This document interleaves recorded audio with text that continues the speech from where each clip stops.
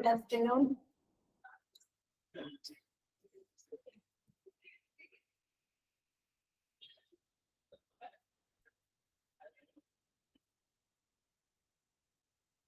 Okay. എല്ലാവർക്കും good afternoon ട്ടാ. Good afternoon, Miss. Good afternoon. Good afternoon, Miss.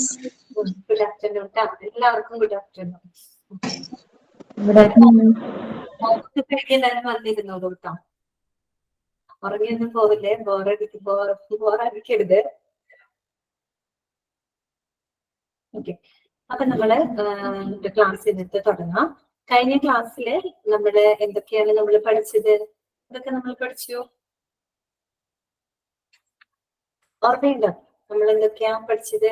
Nuclear medicine പഠിച്ചിരുന്നു അല്ലെ? പിന്നെന്തായിരുന്നു? Orthopaedics പഠിച്ചു, പിന്നെ ഒഫ്താൽമോളജി, പിന്നെ എന്തായിരുന്നു? Paediatrics and neonatology. അവരല്ലേ നമ്മൾ പഠിച്ചത്? വായിച്ചു നോക്കിയോ നിങ്ങള്? ഓങ്കോളജി. ഓക്കെ, ഓങ്കോളജി ഡിപ്പാർട്ട്മെന്റ് നമ്മൾ പറഞ്ഞിരുന്നു അല്ലെ? അപ്പൊ ഓങ്കോളജി എന്ന് പറയുന്ന ഡിപ്പാർട്ട്മെന്റ് എന്തുമായിട്ട് ബന്ധപ്പെട്ടതാണ്? ഒരാൾ അഫ്സ പറയൂ. അഫ്സ PM എന്ന് പറയാമോ? Oncology department Cancer. All kind of cancer. എല്ലാ തരത്തിലുമുള്ള ക്യാൻസർ ചികിത്സ കൊടുക്കുന്നു അല്ലെ? അതിനകത്ത് നമ്മൾ 3 ഏരിയാസ് പറഞ്ഞിരുന്നു അല്ലെ? 3 ഏരിയകൾ നമ്മൾ പറഞ്ഞില്ലേ? ഏതൊക്കെയായിരുന്നു അത്? Medical oncology. Medical oncology, Surgical oncology. Surgical oncology, Radiation oncology. Radiation oncology. Okay, very good. ഇനി അടുത്ത ഒരാൾ ആരാണ്? ആതിര പറയൂ. ആതിരക്കെ പറയൂ. എന്തായിരുന്നു മെഡിക്കൽ ഓങ്കോളജി എന്നതുകൊണ്ട് ഉദ്ദേശിക്കുന്നത്? മെഡിക്കൽ ഓങ്കോളജി അതിലുണ്ടോ? ഇല്ല. പിന്നെ ആരാണ് പറയാ? നസീഫ പറയാമോ? നസീഫയുണ്ടോ? പിന്നെ മെഡിസിനൊക്കെ തന്നെ കീമോതെറാപ്പി ഉൾപ്പെടെ മെഡിസിൻ ട്രീറ്റ് ചെയ്തിട്ട് മാറ്റാവുന്ന ക്യാൻസേഴ്സിനെയാണ് മെഡിക്കൽ ഓങ്കോളജി പറയുന്നത്. Very good, very good. പിന്നെ അടുത്ത ആളാരാണ്? നമ്മുടെ ഫാത്തിമ ഉണ്ടോ? ഫാത്തിമ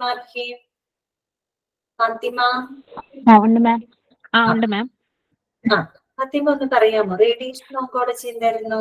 റേഡിയേഷൻ ഓങ്കോളജി നമ്മള് റേഡിയേഷൻ കൊടുത്തിട്ട് ഇപ്പൊ മാറ്റേണ്ട ക്യാൻസർ സെൽസിന്റെ ടിഷ്യൂസ് സെൽസിനെ റിമൂവ് ചെയ്യുന്നതിനും വേണ്ടി റേഡിയേഷൻസ് യൂസ് ചെയ്യുന്നതിനാണ് നമ്മൾ റേഡിയേഷൻ ഓങ്കോളജി എന്ന് പറയുന്നത്. Very good. ഓക്കെ കേട്ടോ. അപ്പൊ എല്ലാവരും ക്ലാസ് മിസ്സായവരൊക്കെ റെക്കോർഡഡ് ക്ലാസ് കാണും കേട്ടോ. അതുപോലെ വായിക്കാത്തവര് സമയം കിട്ടുമ്പോഴത്തേന് വായിക്കണം കേട്ടോ. അപ്പൊ നമുക്ക് ഇന്നത്തെ ക്ലാസ് തുടങ്ങാം. ഞാൻ ഒന്ന് ഓൾ മ്യൂട്ട് ചെയ്യാണ്. ഓൾ മ്യൂട്ട് ചെയ്യട്ടെ കേട്ടോ.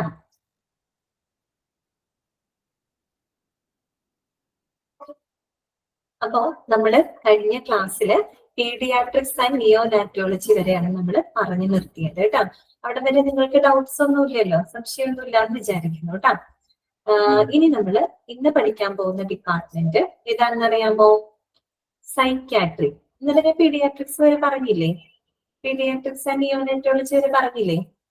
ഒന്ന് റിപ്ലൈ ചെയ്യാമോ? ഓക്കെ, പറഞ്ഞിരുന്നു അല്ലെ? ഓക്കെ. അപ്പൊ നമുക്ക് അടുത്ത ഡിപ്പാർട്ട്മെന്റിലോട്ട് പോകാം. എന്താണത്? സൈക്യാട്രി അല്ലെ? സൈക്യാട്രി. എന്താണ് സൈക്യാട്രി എന്ന് പറയുന്നത്? നമുക്കറിയാം, പേര് കേൾക്കുമ്പോൾ തന്നെ നമുക്കറിയാം. അതേക്കുറിച്ച് കറക്റ്റ് ആണ് കേട്ടോ. മെന്റൽ ഹെൽത്ത് അല്ലെ? ഈ പറയുന്ന മാനസിക തകരാറുള്ളവർക്കും അതുപോലെ മാനസിക പ്രശ്നങ്ങളുള്ളവരെയൊക്കെ അവരെയൊക്കെ കൈകാര്യം ചെയ്യുന്ന ഒരു ഡിപ്പാർട്ട്മെന്റ് ആണ് എന്തെന്ന് പറയുന്നത്? സൈക്യാട്രി എന്ന് പറയുന്നത്. ജിസ്ന, അമൃത, ഷിഫ ഒക്കെ പറയുന്നത് കറക്റ്റ് ആണ് കേട്ടോ. എല്ലാവരും പറയുന്നത് കറക്റ്റ് ആണ്. മാനസിക രോഗ പ്രശ്നങ്ങളെയൊക്കെ കൈകാര്യം ചെയ്യുന്ന ഒരു ഡിപ്പാർട്ട്മെന്റ് ആണ് എന്തെന്ന് പറയുന്നത്? സൈക്യാട്രി എന്ന് പറയുന്നത്. എന്താണ് ജിസ്ന? ചാപ്റ്ററും 5ാമത്തെ ചാപ്റ്റർ ആണ് കേട്ടോ. 5th ചാപ്റ്റർ ആണ് different departments in hospital. Okay, അപ്പൊ നമുക്ക് വായിക്കാം. Psychiatry is the branch of medicine that deals with the diagnosis, treatment and prevention of emotional, behavioral or cognitive disturbance. അല്ലെ? ഇതൊക്കെയാണ് ഇവർ പറയുന്നത്. വൈകാരികമോ അല്ലെങ്കിൽ പെരുമാറ്റപരമോ വൈജ്ഞാനികമോ ആയിട്ടുണ്ടാകുന്ന അസ്വസ്ഥതകൾ അല്ലെ, അതായത് മാനസിക പ്രയാസങ്ങളുണ്ട്.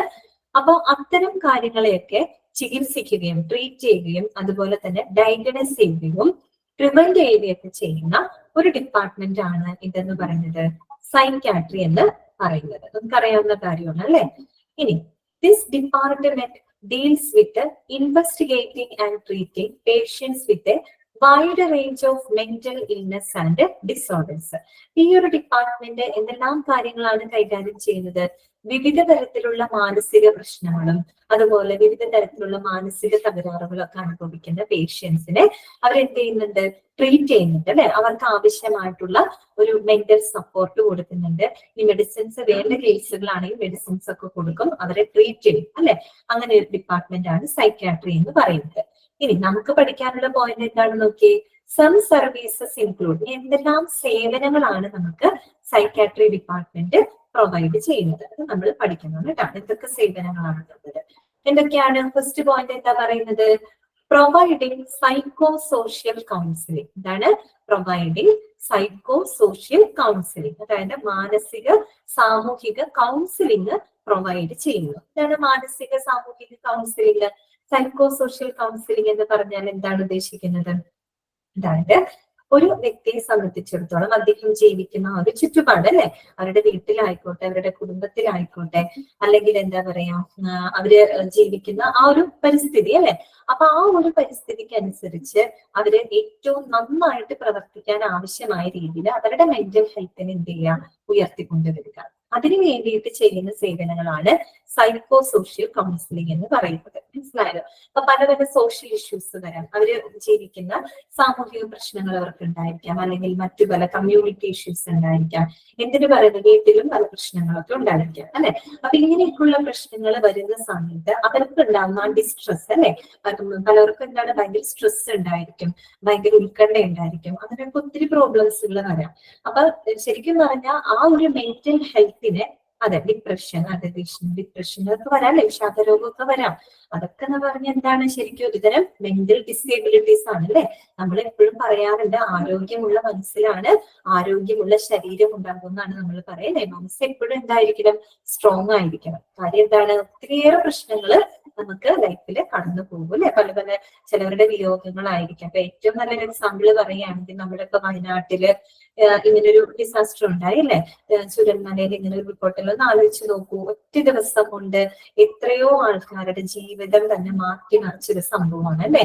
അവരുടെ ഉറ്റവരെ ഉടയവരെയൊക്കെ അവർക്ക് നഷ്ടപ്പെട്ടു. പലരും ആ ഒരു അവരുടെ സ്വന്തം ആൾക്കാരൊക്കെ പോകുന്നത് വരെ നേരിട്ട് കണ്ടു നിന്ന ആളുകളുണ്ട്, ഒന്നും ചെയ്യാൻ പറ്റാതെ. നിങ്ങളൊന്ന് ആലോചിച്ച് നോക്കുക അല്ലെ, എന്തൊരു മാനസികാവസ്ഥയായിരിക്കും അത്. അപ്പൊ നമ്മുടെ വാർത്തയിലും അതുപോലെ ഈ പറയുന്ന ടിവിയിലെ ന്യൂസിലൊക്കെ പറയുന്നത് കേട്ടു അവർക്കൊരു കൗൺസിലിംഗ് കൊടുക്കണം ഫസ്റ്റ് ഓഫ് ഓൾ അല്ലെ. ശരിയാണത്. കാര്യം എന്താണ്?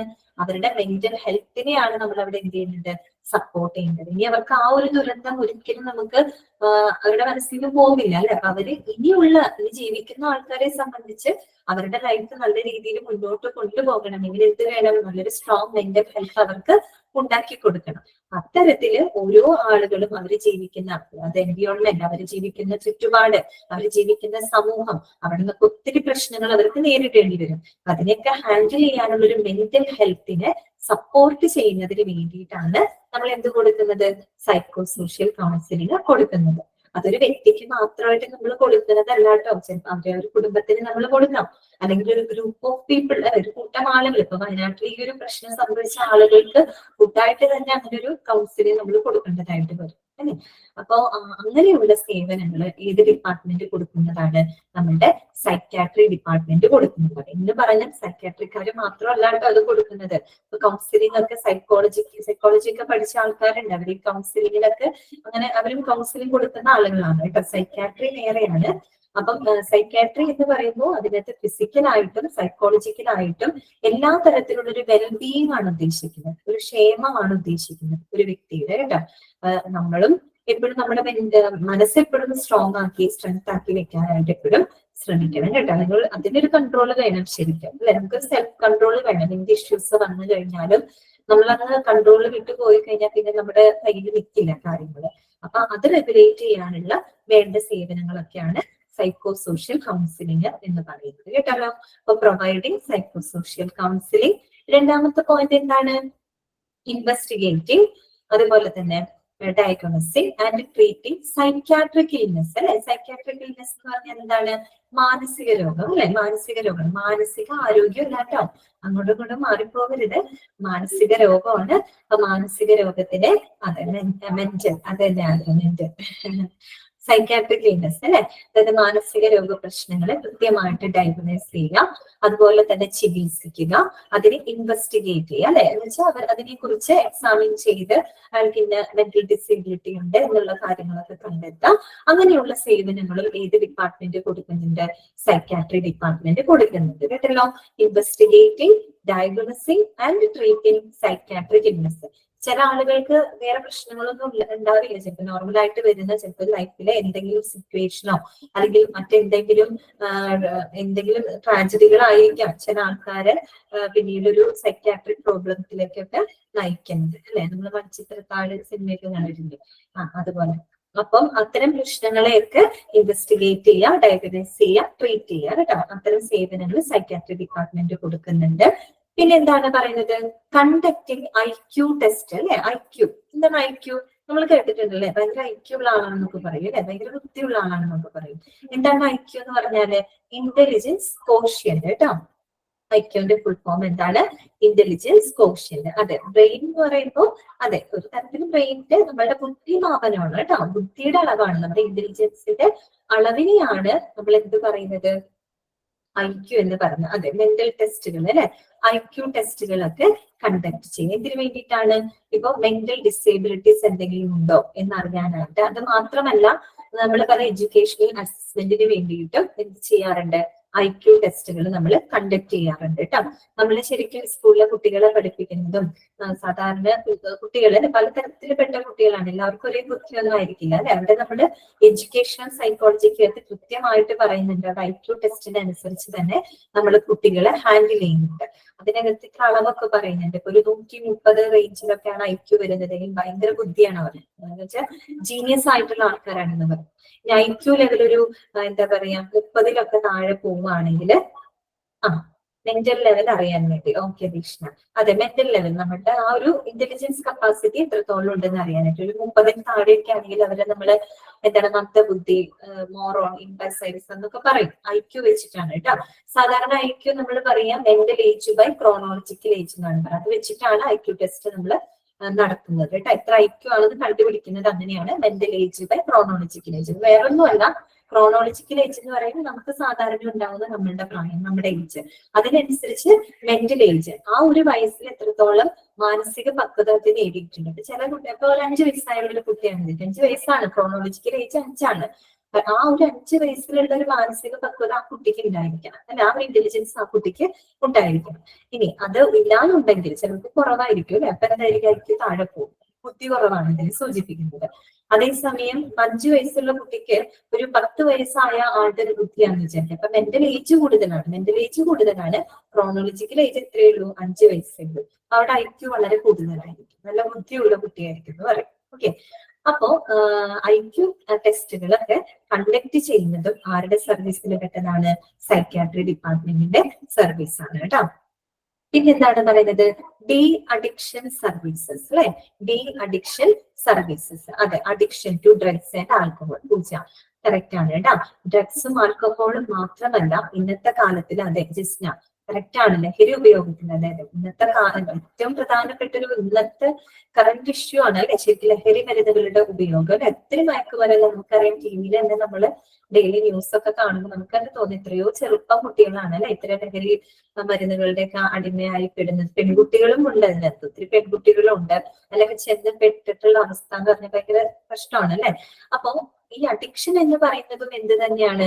ഒരു തരം ബ്രെയിൻ ഡിസോർഡർ ആണ് കേട്ടോ. ബ്രെയിൻ ഡിസോർഡർ ആണ്. കാരണം എന്തെങ്കിലും ഇങ്ങനത്തെ ഡ്രഗ്സ് ഒക്കെ യൂസ് ചെയ്യുന്ന ആളുകളെ സംബന്ധിച്ച് അവർക്ക് പിന്നെ അതില്ലാതെ പറ്റില്ല. അതിലേക്ക് അത് കയറി പെട്ട് കഴിഞ്ഞാൽ പിന്നെ അവരെ തിരിച്ചെടുക്കൽ ഭയങ്കര ബുദ്ധിമുട്ടാണ്. അഡിക്റ്റഡ് ആവുകയാണ് അവര്.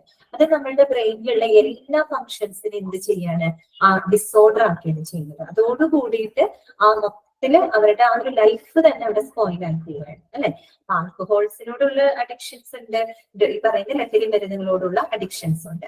അപ്പൊ ഇത്തരത്തിലുള്ള ഡി അഡിക്ഷൻ സർവീസസ് അങ്ങനെ അഡിക്റ്റഡ് ആയിട്ടുള്ള ആളുകളെ കൃത്യമായിട്ട് അതിനൊരു കൃത്യമായിട്ടുള്ള ഒരു സ്ട്രാറ്റജിക് പ്ലാനോട് കൂടിയിട്ട് വേണം അവരെ നമ്മൾ തിരിച്ചു വെക്കാൻ പറയുന്നത് ഇതൊരു നോർമൽ ലൈഫിലോട്ട് കൊണ്ടുവരാനായിട്ട്. അപ്പൊ അതിന് വേണ്ടിയിട്ട് അവർ നല്ലൊരു അവയർനെസ് കൊടുക്കുക, ഒരു സ്ട്രാറ്റജിക് പ്ലാനിങ് ഉണ്ടാക്കിക്കൊണ്ട് തന്നെ അവരെ തിരിച്ചു കൊണ്ടുവരണം അല്ലെ. അപ്പൊ അങ്ങനെയുള്ള സേവനങ്ങൾ അതിനെയാണ് ഡി അഡിക്ഷൻ സർവീസസ് എന്ന് പറയുന്നത് കേട്ടോ. അത്തരം സേവനങ്ങളും ഏത് ഡിപ്പാർട്ട്മെന്റ് നമുക്ക് തരുന്നുണ്ട്? സൈക്യാട്രി ഡിപ്പാർട്ട്മെന്റ് തരുന്നുണ്ട്. ഇത്രയേ ഉള്ളൂ ആ ഡിപ്പാർട്ട്മെന്റ് കേട്ടോ. സൈക്യാട്രി എന്താണെന്ന് നമുക്കറിയാലോ. പിന്നെ എന്തൊക്കെ സേവനങ്ങളാണ് അവർ നമുക്ക് നൽകുന്നത് അത് ഒന്ന് നോട്ട് ചെയ്ത് തന്നെ പഠിക്കണം. എന്തൊക്കെയാണ്? പ്രൊവൈഡിങ് സൈക്കോസോഷ്യൽ കൗൺസിലിംഗ്, പിന്നെ investigating, diagnosing and treating psychiatric illness, പിന്നെ എന്താണ്? കണ്ടക്ടിങ് IQ ടെസ്റ്റ്, പിന്നെ ഡി അഡിക്ഷൻ സർവീസസ്. താഴെ തന്നിരിക്കുന്നവയില് സൈക്യാട്രി ഡിപ്പാർട്ട്മെന്റിന്റെ സേവനങ്ങളിൽ ഉൾപ്പെടാത്തത് ഏത് നമുക്ക് ചോദിച്ചാൽ നമുക്ക് ഉത്തരം കിട്ടണ്ടേ? അതിന് വേണ്ടിയിട്ടാണ് കേട്ടോ. എന്താണ് Aarti? Third point conducting IQ test കേട്ടോ. IQ ടെസ്റ്റുകൾ ഇന്റലിജൻസ് കോഷ്യന്റ് എന്നാണ് IQന്റെ ഫുൾ ഫോം. IQ ടെസ്റ്റുകൾ എന്തിനു വേണ്ടിയിട്ടാണ് നടത്തുന്നത്? ഏതെങ്കിലും തരത്തിലുള്ള മെന്റൽ ഡിസേബിലിറ്റീസ് ഉണ്ടോ എന്ന് അറിയാനായിട്ടാണ് കേട്ടോ. മാനസികമായിട്ട് എന്തെങ്കിലും അബ്നോർമാലിറ്റീസ് ഉണ്ടോ എന്ന് അറിയുന്നതിന് വേണ്ടിയിട്ടാണ് സൈക്യാട്രിയുടെ ഒരു വ്യൂ പോയിന്റിൽ വെച്ചിട്ട് IQ ടെസ്റ്റുകൾ നടത്തുന്നത്. പിന്നെ അതിനു വേണ്ടി മാത്രമല്ല നമ്മൾ പൊതുവെ IQ ടെസ്റ്റ് നടത്താം. ഇപ്പൊ ഏതെങ്കിലും എഡ്യൂക്കേഷണൽ അസസ്മെന്റിന് വേണ്ടിയിട്ടും IQ ടെസ്റ്റുകൾ നടത്താറുണ്ട്. എന്താണ് ശ്രീലക്ഷ്മി? കോഗ്നിറ്റീവ് എന്ന് വെച്ചാൽ വൈജ്ഞാനികം എന്നാണ് കേട്ടോ. വൈജ്ഞാനികമായിട്ടുള്ള കോഗ്നിറ്റീവ് നമ്മളുടെ ബ്രെയിനിന്റെ ഇതാണ്. നമ്മൾ പഠിക്കുന്നത്, നമ്മൾ കാര്യങ്ങൾ മനസ്സിലാക്കുന്നത്, ശരിയായ സമയത്ത് നല്ല തീരുമാനങ്ങൾ എടുക്കുന്നത്, നമ്മൾ ഓർക്കുന്നത്, ശ്രദ്ധിക്കുന്നത് എല്ലാം എന്താണ്? നമ്മുടെ കോഗ്നിറ്റീവ് ഫംഗ്ഷൻ ആണ് കേട്ടോ, ബ്രെയിനിന്റെ ഫംഗ്ഷൻ ആണ്.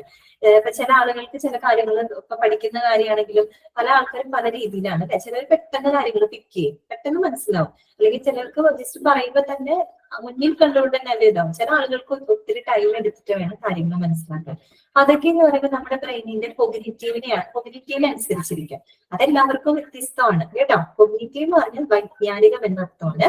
അത് നമ്മളുടെ ബ്രെയിനിന്റെ ഒരു കപ്പാസിറ്റി ആണ് കേട്ടോ. കോഗ്നിറ്റീവ് ഇതെന്ന് പറയുന്നത് ഇത്തരത്തിലുള്ള മെന്റൽ ഇഷ്യൂസും കാര്യങ്ങളൊക്കെ വരുമ്പോൾ അത് കോഗ്നിറ്റീവ് ഫംഗ്ഷനെ വളരെ പ്രതികൂലമായിട്ട് ബാധിക്കും. അപ്പൊ വേണ്ടത്ര രീതിയിൽ പഠിക്കാൻ പറ്റില്ല, ശ്രദ്ധ ഉണ്ടാവില്ല, അങ്ങനെയൊക്കെ ഉണ്ടായിരിക്കും കേട്ടോ. ഇത്രയേ ഉള്ളൂ. ഓക്കെ ആണല്ലോ? ഓക്കെ, അപ്പൊ അത്രയേ ഉള്ളൂ കേട്ടോ ആ ഡിപ്പാർട്ട്മെന്റ്. നെക്സ്റ്റ് ഡിപ്പാർട്ട്മെന്റ് ആണ് എന്ത്? പൾമണോളജി. ഏത് ഡിപ്പാർട്ട്മെന്റ് ആണ്? പൾമണോളജി. പൾമണോളജി നിങ്ങൾക്ക് അറിയാവുന്നവരൊക്കെ പറഞ്ഞോളൂ. എന്താണ് Jisna? Lungs and respiratory system. Correct ആണ് കേട്ടോ. ജിസ്ന കറക്റ്റ് ആണ്. എന്താണ്? ലങ്സിനെ കുറിച്ച് നമ്മുടെ ശ്വാസകോശം അല്ലെങ്കിൽ ശ്വസന വ്യവസ്ഥയെ ബാധിക്കുന്ന പ്രശ്നങ്ങളെല്ലാം ആശ കറക്റ്റ് ആണ് കേട്ടോ. ലങ്സ് ആണ്. നിങ്ങൾക്ക് അറിയാവുന്നതാണ്. ഒരുവിധം എല്ലാ ഡിപ്പാർട്ട്മെന്റ്സും ഒക്കെ നിങ്ങൾക്ക് അറിയാവുന്നതാണ് കേട്ടോ. അപ്പൊ നമുക്ക് കുഴപ്പമില്ല. അപ്പൊ പൾമണോളജി എന്ന് പറഞ്ഞാല് ശ്വാസകോശ സംബന്ധമായിട്ടുള്ള അല്ലെങ്കിൽ ശ്വസന വ്യവസ്ഥ റെസ്പിറേറ്ററി സിസ്റ്റം. ഓക്കെ, നിങ്ങൾ അയക്കുന്ന മെസ്സേജസ് എല്ലാം ഞാൻ കാണുന്നുണ്ട് കേട്ടോ. ചിലപ്പോ എല്ലാവരുടെയും എനിക്ക് വായിക്കാൻ പറ്റാറില്ല, എന്നാലും കാണുന്നുണ്ട് കേട്ടോ. ഓക്കെ, സ്ഥിരമായിട്ടൊക്കെ മെസ്സേജ് അയക്കുന്ന കുട്ടികളെയൊക്കെ എനിക്കറിയാം. അപ്പൊ എന്താണ്? ശ്വാസകോശ സംബന്ധമായിട്ടുള്ള അല്ലെങ്കിൽ ശ്വസന വ്യവസ്ഥയെ ബാധിക്കുന്ന പ്രശ്നങ്ങളെ കൈകാര്യം ചെയ്യുന്ന ഒരു വകുപ്പാണ് പൾമണോളജി എന്ന് പറയുന്നത്. It is also known as respiratory medicine or chest medicine. അത് പോയിന്റ് ആണ് കേട്ടോ. അതായത് പൾമണോളജി എന്ന് പറയുന്ന ഡിപ്പാർട്ട്മെന്റ് അറിയപ്പെടുന്ന മറ്റു പേരുകളാണ് അവിടെ പറഞ്ഞിരിക്കുന്നത്. ഏതൊക്കെയാണ്? റെസ്പിറോളജി അല്ലെ. റെസ്പിറേഷൻ എന്ന് പറഞ്ഞാൽ എന്താണ്? ശ്വസനമാണ് അല്ലെ, ശ്വസനമാണ്. അതുകൊണ്ടാണ് റെസ്പിറോളജി. റെസ്പിറേറ്ററി മെഡിസിൻ, പിന്നെന്താണ്? ചെസ്റ്റ് മെഡിസിൻ അല്ലെ. ചെസ്റ്റ് ഇൻഫെക്ഷൻ എന്നൊക്കെ നമ്മൾ പൊതുവെ പറയാറില്ലേ, ഭയങ്കര ചെസ്റ്റ് ഇൻഫെക്ഷൻ ആണ് എന്നൊക്കെ പറയുമ്പോൾ എന്താണ് അവിടെ ഉദ്ദേശിക്കുന്നത്? നമ്മുടെ ശ്വാസകോശത്തിനെയാണ് ആ ഒരു ഇൻഫെക്ഷൻ ബാധിച്ചേക്കുന്നത്. ആ ഒരു അർത്ഥത്തിലാണ് ചെസ്റ്റ് മെഡിസിൻ എന്ന് പറയുന്നത്. മറ്റു പേരുകളാണ് കേട്ടോ, നോട്ട് ചെയ്ത് വെക്കണേ. ഇനി ഇറ്റ് ഡീൽസ് വിത്ത് എന്തെല്ലാം അസുഖങ്ങളാണ് അവിടെ ട്രീറ്റ് ചെയ്യുന്നത്? അടുത്ത പോയിന്റ് അതാണ് കേട്ടോ. പൾമണോളജി എന്താണെന്ന് നമ്മൾ മനസ്സിലാക്കി, പൾമണോളജി അറിയപ്പെടുന്ന മറ്റു പേരുകൾ നമ്മൾ മനസ്സിലാക്കി. ഇനി നമ്മൾ എന്തെല്ലാം അസുഖങ്ങൾക്കുള്ള ട്രീറ്റ്മെന്റ് ആണ് ആ ഒരു ഡിപ്പാർട്ട്മെന്റിൽ പ്രൊവൈഡ് ചെയ്യുന്നത്? എന്തൊക്കെ അസുഖങ്ങളാണ് നോക്കിയേ. It deals with common disease like allergy അല്ലെ. അലർജി ഒക്കെ കോമൺ ആണ്. പലർക്കും പലതിന്റെ അലർജി ആയിരിക്കും. ടെസ്റ്റ് അലർജി ഒക്കെ ഉണ്ടാവും അല്ലെ. അലർജി, അതുപോലെ തന്നെ എന്താണ് ബ്രോങ്കൈറ്റിസ് അല്ലെ, ബ്രോങ്കൈറ്റിസ്, പിന്നെ എന്താണ് ലങ് ക്യാൻസർ. അതെ, ജ്യോതി കറക്റ്റ് ആണ് കേട്ടോ. COPD അല്ലെ, chronic obstructive pulmonary disease, COPD. ഇതൊക്കെ ഈ ആസ്മയുടെ തന്നെ ഒരു വേർഷൻ ആണ് കേട്ടോ. ഈ പറയുന്ന ബ്രോങ്കൈറ്റിസ് എന്ന് പറഞ്ഞു കഴിഞ്ഞാല് നമ്മളുടെ ലങ്സിലേക്കുള്ള ആ ഒരു എയർവേസ് ഉണ്ടല്ലോ. രേഷ്മ, അത് എനിക്ക് അലർജി ഉണ്ടാവും. ഓക്കെ. അലർജി ഒരുപാട് പേർക്കുണ്ട് കേട്ടോ. എനിക്കും ഉണ്ട് അലർജി, ഡസ്റ്റ് അലർജി ഒക്കെ ഉണ്ട് എനിക്ക്. അപ്പൊ ഭയങ്കര ബുദ്ധിമുട്ട് വരാറുണ്ട്. ചിലപ്പോ കണ്ടിന്യൂസ് ആയിട്ട് തുമ്മും, കണ്ണിന് മൂക്കിനൊക്കെ വെള്ളം വരും. ഭയങ്കര ഒരു വല്ലാത്തൊരു ബുദ്ധിമുട്ടാണ് അത് ശരിക്കും. അപ്പൊ അലർജി നിങ്ങൾക്ക് അറിയാലോ. പിന്നെ എന്താണ് ബ്രോങ്കൈറ്റിസ് എന്ന് പറഞ്ഞാല് ലങ്സിലേക്കുള്ള നമ്മളുടെ എയർവേസ് ഉണ്ടല്ലോ, അത് ബ്ലോക്ക് ആവുകയാണ്. അത് ബ്ലോക്ക് ആവാൻ മീൻസ് അത് ആ ഒരു എയർവേസ് ഇൻഫ്ലമേറ്റ് ആവുകയാണ്, വീക്കം വരികയാണ്. വീക്കം വന്ന് that is filled with mucus, കഫം വന്ന് നിറയാണ്. കഫം വന്ന് നിറഞ്ഞ് ബ്ലോക്ക് ആവുമ്പോൾ എന്ത് സംഭവിക്കും? എയർ പാസേജ് കറക്റ്റ് ആയിട്ട് നടക്കില്ല. അപ്പൊ നമുക്ക് ഈ ശ്വാസം മുട്ടല്, ഭയങ്കരമായിട്ടുള്ള മറ്റുള്ള സ്നീസിങ് അങ്ങനെയൊക്കെ വരും. ആ ഒരു അവസ്ഥയാണ് നമ്മൾ ബ്രോങ്കൈറ്റിസ് എന്ന് പറയുന്നത് കേട്ടോ. ബ്രോങ്കൈറ്റിസ്. പിന്നെന്താണ് ലങ്സ് ക്യാൻസർ അല്ലെ, ശ്വാസകോശ അർബുദം. ഇങ്ങനെയുള്ള അസുഖങ്ങൾക്കുള്ള ചികിത്സയൊക്കെ ഈ ഒരു ഡിപ്പാർട്ട്മെന്റിൽ നൽകുന്നുണ്ട്. ഇനി അടുത്ത പോയിന്റ് എന്താണ് പറയുന്നത്? ആരാണ് പൾമണോളജിസ്റ്റ്? ആരാണ് പൾമണോളജിസ്റ്റ്? ഇപ്പൊ പൾമണോളജിസ്റ്റ് എന്ന് പറഞ്ഞാൽ ആരായിരിക്കും? ഈ പറയുന്ന ലങ്സിന് സ്പെഷ്യലൈസ് ചെയ്തിട്ട് പഠിച്ചിട്ടുള്ള എക്സ്പേർട്സ് അല്ലെ, ഡോക്ടേഴ്സ് ആയിരിക്കും. അവരെ നമ്മൾ പൾമണോളജിസ്റ്റ് എന്നാണ് പറയുക. അപ്പൊ അതെന്താണെന്നാണ് ഒരു ഡെഫിനേഷൻ പോലെ കൊടുത്തേക്കാണ്. Pulmonologists are the specially trained in disease and conditions of the chest. പിന്നെ എന്താണ്? Particularly pneumonia, പിന്നെ asthma, tuberculosis and complicated chest infection. അപ്പൊ ഈ അസുഖങ്ങളും ഇവർ ട്രീറ്റ് ചെയ്യുന്നുണ്ട്. ആരാണ് പൾമണോളജിസ്റ്റ് എന്ന് പറയുന്നത്? എക്സ്പേർട്ട് ആയിട്ടുള്ള ഡോക്ടേഴ്സ് ആണ് അല്ലെ. എന്തൊക്കെ കണ്ടീഷൻസിനെയാണ് അവർ ട്രീറ്റ് ചെയ്യുന്നത്? ചെസ്റ്റിന്, അതുപോലെ പെർട്ടിക്കുലർലി ന്യൂമോണിയ അല്ലെ. ന്യൂമോണിയ ഇതിന് ഏത് അവയവത്തിനെ ബാധിക്കുന്നതാണ്? നമ്മളുടെ ശ്വാസകോശത്തിനെ ബാധിക്കുന്ന അസുഖമാണ് അല്ലെ ന്യൂമോണിയ. പിന്നെ ആസ്മ അല്ലെ, ശ്വാസം മുട്ടല്, പിന്നെ ട്യൂബർകുലോസിസ്, ക്ഷയമുണ്ട്, പിന്നെ കോംപ്ലിക്കേറ്റഡ് ആയിട്ടുള്ള അതിസങ്കീർണമായിട്ടുള്ള ചെസ്റ്റ് ഇൻഫെക്ഷൻസ് ഉണ്ട്. പിന്നെ നേരത്തെ പറഞ്ഞ പോലെ നമ്മുടെ COPD ഒക്കെ അതിനകത്ത് വരും കേട്ടോ. ക്രോണിക് ഒബ്സ്ട്രക്റ്റീവ് പൾമണറി ഡിസീസ് ആണ്. അതൊക്കെ എന്താണ്? ശ്വാസകോശത്തിനെ ബാധിക്കുന്ന അസുഖങ്ങളാണ്. അവയ്ക്ക് വേണ്ടിയിട്ടുള്ള ട്രീറ്റ്മെന്റ് ഏത് ഡിപ്പാർട്ട്മെന്റ് ആണ് കൊടുക്കുന്നത്? പൾമണോളജി ഡിപ്പാർട്ട്മെന്റ് ആണ് കൊടുക്കുന്നത്. അത്രേ ഉള്ളൂ കേട്ടോ ഡിപ്പാർട്ട്മെന്റ്. ക്ലിയർ ആയല്ലോ നിങ്ങൾക്ക്? അപ്പൊ പൾമണോളജി ഡിപ്പാർട്ട്മെന്റ് എന്താണെന്ന് മനസ്സിലാക്കി വെക്കാം.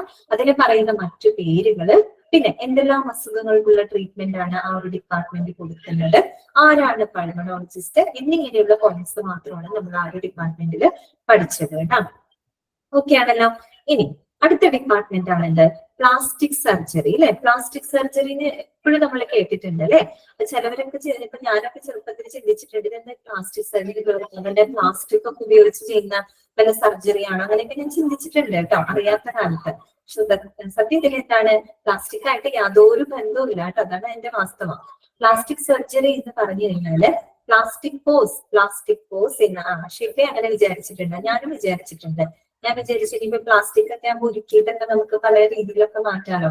അങ്ങനെ വല്ലതൊക്കെ അതിന്റെ തുന്നി ഈ പ്ലാസ്റ്റിക് ഒക്കെ വെച്ച് ഉരുക്കി ശരീരത്തിനോടുകൂടി ഉരുക്കി ചേർത്ത് അങ്ങനെയൊക്കെയാണ് ഞാൻ വിചാരിച്ചിരുന്നത് കേട്ടോ. അത് വെച്ചിട്ടാണ് ഞാൻ പറഞ്ഞത്. എല്ലാവരും അങ്ങനെ ആയിക്കൊള്ളുന്നില്ല. അപ്പൊ പ്ലാസ്റ്റിക് സർജറി എന്ന് പറയുന്നത് ഇവിടെ നിന്നാണ് ആ ഒരു വേർഡ് വന്നത്. സോണിയയ്ക്കും അങ്ങനെ തോന്നിയിട്ടുണ്ട് അല്ലെ. ഓക്കെ, അപ്പൊ എനിക്ക് മാത്രമല്ല, നിങ്ങൾക്കും തോന്നിയിട്ടുണ്ട്. ഓക്കെ, അപ്പൊ പ്ലാസ്റ്റിക്കോസ് എന്ന് പറയുന്ന ഒരു ഗ്രീക്ക് വേർഡിൽ നിന്നാണ് അത് വന്നിരിക്കുന്നത്. പ്ലാസ്റ്റിക് സർജറി, പ്ലാസ്റ്റിക്കോസ് എന്ന് പറയുന്ന ഒരു ഗ്രീക്ക് പദത്തിൽ നിന്നുമാണ്. അതിന്റെ അർത്ഥം എന്താണെന്നറിയോ? ടു മോൾഡ് കേട്ടോ. To mould, MOULD, mould. Mould ചെയ്യാന്ന് വെച്ചാൽ നമ്മൾ പറയുന്നത് മോൾഡ് ചെയ്തെടുക്കുക അല്ലെ. രൂപാന്തരപ്പെടുത്തിയെടുക്കുക അല്ലെ, രൂപപ്പെടുത്തിയെടുക്കുക. അതിനെയാണ് നമ്മൾ മോൾഡ് എന്ന് പറയുക. ആ ഒരു അർത്ഥമാണ് പ്ലാസ്റ്റിക്കോസ് എന്ന് പറയുന്ന ഗ്രീക്ക് വേർഡ് ഉണ്ട്. ആ പദത്തിന്റെ അർത്ഥം ഇതാണ്, ടു മോൾഡ് കേട്ടോ, രൂപാന്തരപ്പെടുത്തിയെടുക്കുക എന്ന ആ ഒരു വേർഡിൽ നിന്നാണ് എന്ത് വന്നിരിക്കുന്നത്? പ്ലാസ്റ്റിക് സർജറി എന്ന വേർഡ് അതന്നെ വാർത്തെടുക്കുക. അതായത് നമുക്കറിയാം മനുഷ്യ ശരീരം കോശങ്ങളാൽ നിർമ്മിതമാണ്, നമുക്കറിയാം. അപ്പൊ ഈ പറയുന്ന കോശങ്ങളെ വേണ്ട രീതിയിൽ മോൾഡ് ചെയ്തെടുക്കുക അല്ലെ, അതിന് മറ്റേതെങ്കിലും സ്ഥാനത്തേക്ക് മാറ്റണമെങ്കിൽ അതിനെ മോൾഡ് ചെയ്ത് അതിന്റെ ആ ഒരു ഷേപ്പ് മാറ്റി അല്ലെങ്കിൽ അതിന്റെ ഒരു സൈസ് ഒക്കെ മാറ്റിയിട്ട് രൂപാന്തരപ്പെടുത്തിയെടുക്കുന്ന ആ ഒരു സർജറിയാണ്. That is a surgical procedure ആണ്. അത് മനസ്സിലാക്കി വെക്കണം. That is called a plastic surgery. ഇനി നമുക്ക് വായിക്കാം എന്താണെന്നുള്ളത്. പ്ലാസ്റ്റിക് സർജറി എന്ന് പറഞ്ഞാൽ it is a surgical speciality കേട്ടോ. ഇതൊരു സൂപ്പർ സ്പെഷ്യാലിറ്റി ആണ് കേട്ടോ, സർജിക്കൽ സ്പെഷ്യാലിറ്റി ആണ് in medicine that focuses on the surgical repair of defects of form. എന്താണ് ഡിഫക്ട്സ് ഓഫ് ഫോം അല്ലെ, രൂപവൈകല്യങ്ങൾ അല്ലെ, ഡിഫക്ട്സ് ഓഫ് ഫോം ഓർ എന്താണ് functions of any of the human body അല്ലെ. അതായത് നമ്മുടെ മനുഷ്യ ശരീരത്തിലെ ഏതെങ്കിലും രൂപത്തിലുള്ള വൈകല്യങ്ങളോ അല്ലെങ്കിൽ പ്രവർത്തന വൈകല്യങ്ങളെയൊക്കെ ശസ്ത്രക്രിയയിലൂടെ എന്താണ് ശസ്ത്രക്രിയയിലൂടെ ശരിയാക്കുന്ന ആ ഒരു മെഡിസിനിലെ സർജിക്കൽ സ്പെഷ്യാലിറ്റിനെയാണ് നമ്മൾ എന്ത് പറയുന്നത്, പ്ലാസ്റ്റിക് സർജറി എന്ന് പറയുന്നത്. മനസ്സിലായാലോ? Defects of form or function കേട്ടോ, പ്രവർത്തന വൈകല്യങ്ങളാവാം അല്ലെങ്കിൽ രൂപവൈകല്യങ്ങളെയൊക്കെ ട്രീറ്റ് ചെയ്യുന്ന, ഇങ്ങനെ ട്രീറ്റ് ചെയ്യാണ് സർജിക്കൽ ആയിട്ട് അല്ലെ, സർജിക്കൽ രീതിയിൽ ശസ്ത്രക്രിയയിലൂടെ ട്രീറ്റ് ചെയ്യുന്ന ഒരു ഡിപ്പാർട്ട്മെന്റ് ആണ് പ്ലാസ്റ്റിക് സർജറി എന്ന് പറയുന്നത്. This speciality is further classified into 2 sub specialities കേട്ടോ. പ്ലാസ്റ്റിക് സർജറിനെ പ്രധാനമായിട്ടും 2 ടൈപ്പ് ഉണ്ട് കേട്ടോ, 2 ആയിട്ടാണ് സബ് ഡിവൈഡ് ചെയ്തിരിക്കുന്നത്. ആ 2 വളരെ ഇമ്പോർട്ടന്റ് ആണ്, പഠിച്ചു വെക്കണം. ഏതൊക്കെയാണത്? ഒന്ന് റീകൺസ്ട്രക്റ്റീവ് പ്ലാസ്റ്റിക് സർജറി. എന്താണ് reconstructive plastic surgery? Second one എന്താണ്? Cosmetic surgery. രണ്ടാമത്തെ എന്താണ്?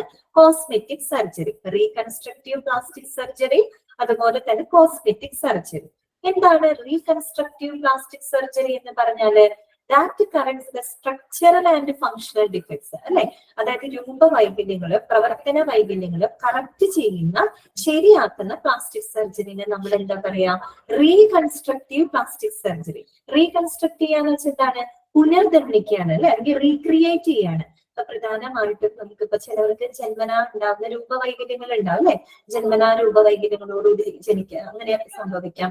അതല്ലെങ്കിൽ പിന്നെ എന്താ പറയാ പരിക്ക് പറ്റിയിട്ട് അല്ലെ, സിവിയർ ആയിട്ടൊരു ആക്സിഡന്റോ അങ്ങനെയൊക്കെ സംഭവിച്ചിട്ട് പരിക്ക് പറ്റി മറ്റേത് അങ്ങനെയുള്ള ഡിഫക്ട്സുകള്, അതുപോലെ എന്താ പറയാ ഇപ്പം പൊള്ളലേറ്റിട്ടൊക്കെ അല്ലെ, പൊള്ളലിന് ശേഷമുള്ള സ്കാർസും അതിനകത്ത് വരുന്നുണ്ട് കേട്ടോ. അതായത് അതൊക്കെ ഈ പരിക്കിന്റെ ഭാഗമായിട്ട് വരുന്നതാണ്. ചിലരൊക്കെ വീണ് പൊട്ടി കഴിഞ്ഞാൽ അത് സ്റ്റിച്ചൊക്കെ ചെയ്ത് വരുമ്പോ പിന്നെ അതൊരു പാടായിട്ട് മുഖത്ത് അവശേഷിക്കും അല്ലെ. അപ്പൊ ഇപ്പൊ തന്നെ അതെ ബേൺ, അതുപോലെ പൊള്ളലേറ്റിട്ടുണ്ടാവുന്ന ഡിഫക്റ്റുകള്, പിന്നെന്താണ് ആക്സിഡന്റ് ആയിട്ട്. അതെ അതെ കറക്റ്റ് ആണ്, ഹനാൻ ഫാത്തിമ കറക്റ്റ് ആണ്. അതുപോലെ നമ്മളുടെ എന്താ പറയാ ശസ്ത്രക്രിയയിലൂടെ വരുന്ന ഡിഫക്ട്സുകളുണ്ട്. എസ്പെഷ്യലി ഈ പറയുന്ന ക്യാൻസർ രോഗികൾ, ക്യാൻസർ ഒക്കെ വരുമ്പോ ആ ക്യാൻസർ ബാധിച്ച അവയവങ്ങളെയൊക്കെ നമ്മൾ മുറിച്ചൊക്കെ മാറ്റുമ്പോൾ പല രൂപവൈകല്യങ്ങളൊക്കെ വരും അല്ലെ. അപ്പൊ അങ്ങനെയുള്ള ഡിഫക്റ്റുകളെയൊക്കെ ഇവിടെ ട്രീറ്റ് ചെയ്യുന്നത് ഈ പറയുന്ന റീകൺസ്ട്രക്റ്റീവ് പ്ലാസ്റ്റിക് സർജറിയിലൂടെയാണ് കേട്ടോ ട്രീറ്റ് ചെയ്യുന്നത്. അവിടെ റീക്രിയേറ്റ് ചെയ്യാണ്, ആ പുനർനിർമ്മാണം നടത്താണ് കേട്ടോ.